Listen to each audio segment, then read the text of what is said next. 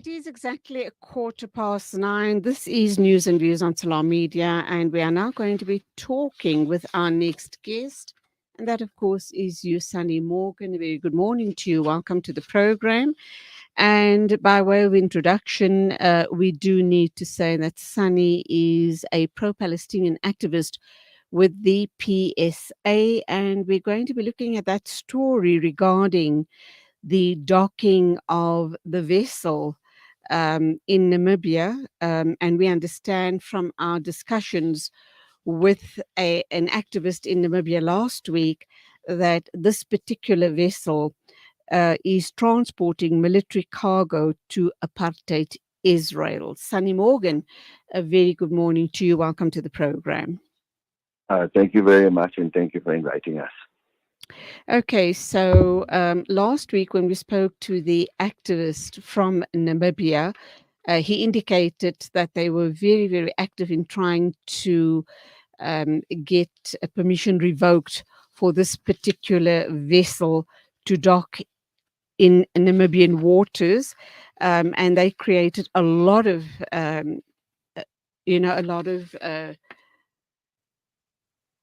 information and awareness around this situation. At that point, we hadn't heard yet whether entry to dock was allowed, permitted or not.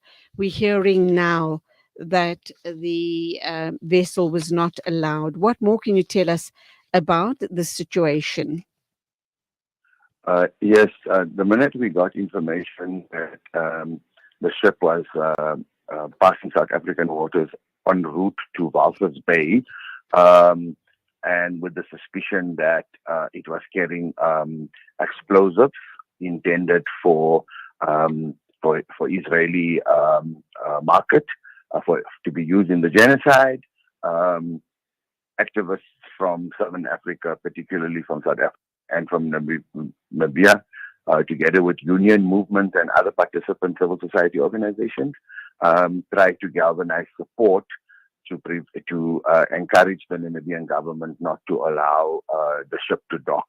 And that ship was monitored using effective tools that are freely available on the internet to be able to pinpoint its exact location. So on an hour-for-hour basis, we knew exactly where the ship was, and worked with Namibian activists as well as BDS activists, and as well as activists in South Africa and union reps to make sure that the ship was denied access. And with all of the activity around that particular ship and its cargo, we were able to make sure that eventually the Justice Department in Namibia and the Namibian state realized that if the ship was allowed to dock in Walvis Bay, it would be breaking the Genocide Convention and would be participating in encouraging the genocide against the Palestinian people carried out by the occupation forces.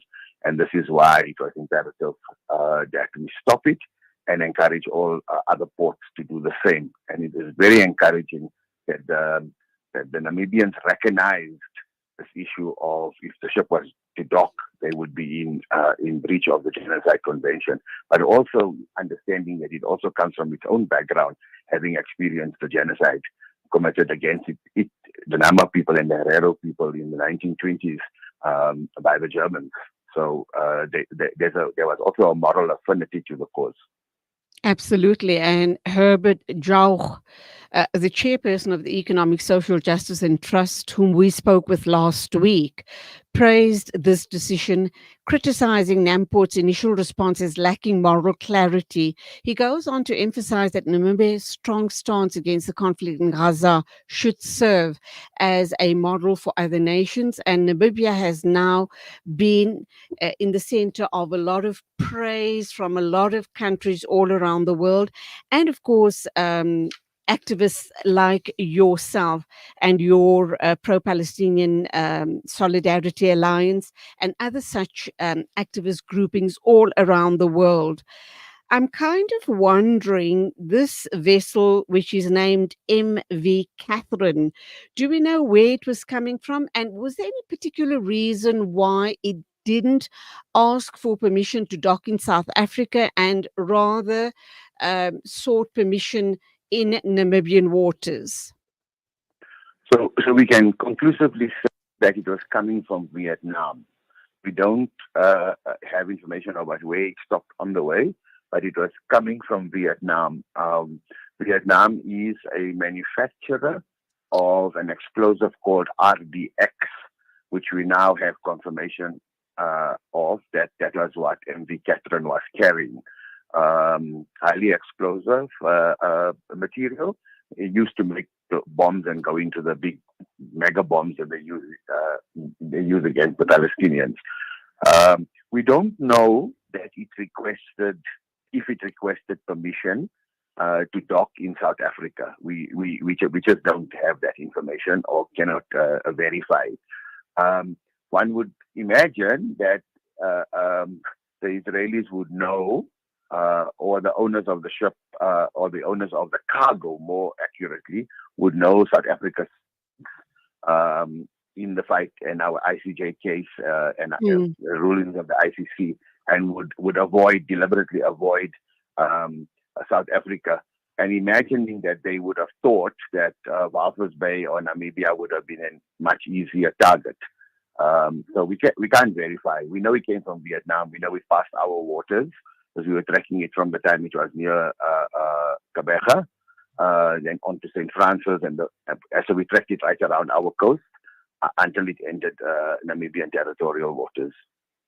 Sunny, how did organizations like yourself, the PSA, become aware of the situation that this vessel, MV Catherine, was carrying RDX explosive on its way to genocidal Israel?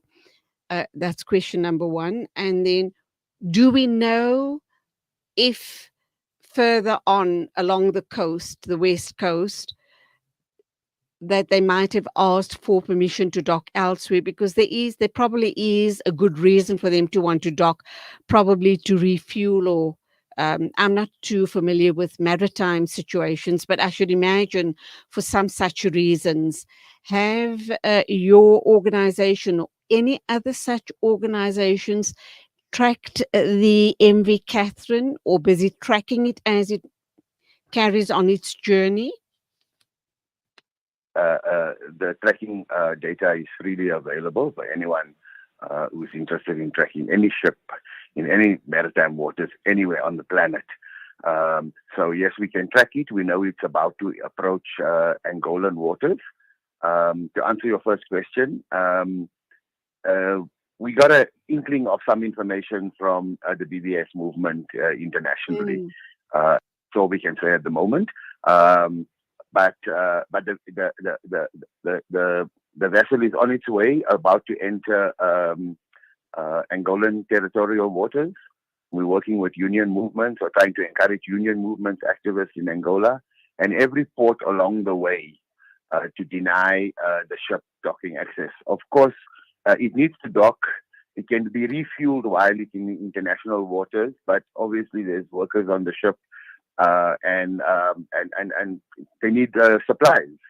But we are saying because of the contentious cargo it's carrying, and any country giving it docking rights would be itself complicit in a genocide.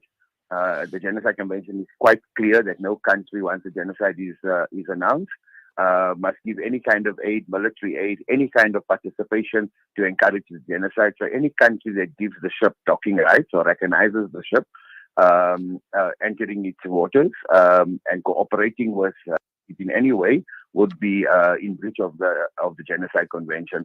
And we are encouraging activists in all of these nations along the route to be aware and to do what is necessary to prevent the ship from docking. This is not just a particular ship.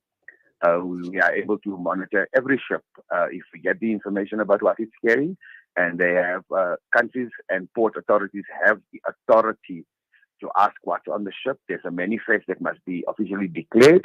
So it's very, very important that we keep aware, and we encourage union movements, workers, dock movements, dock workers, movements within organizations, civil societies in particular countries to do the work to prevent the genocide from continuing. This is a small action that we participated in and that the Namibians took very, very seriously.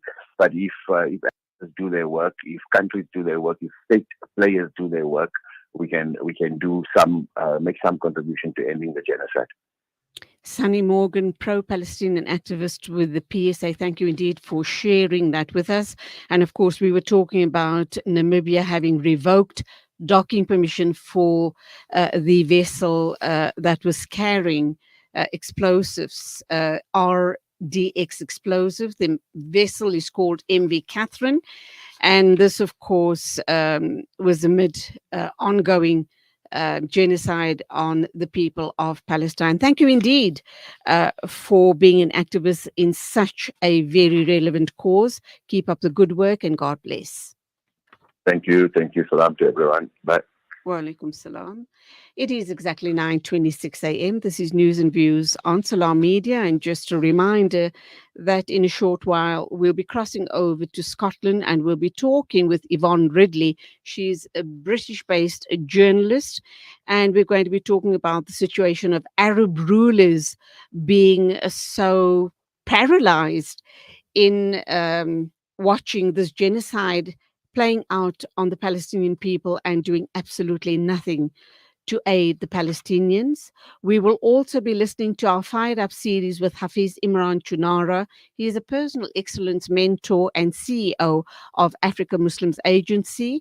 And then we are going to be looking at managing editor at Beyond Chat, Mohammed Arai, the backup team, which is lead at Beyond Chat. And we'll be also talking with or hearing from Taskeen Faiki Dawood. All of that in this hour of News and Views on Salam Media. This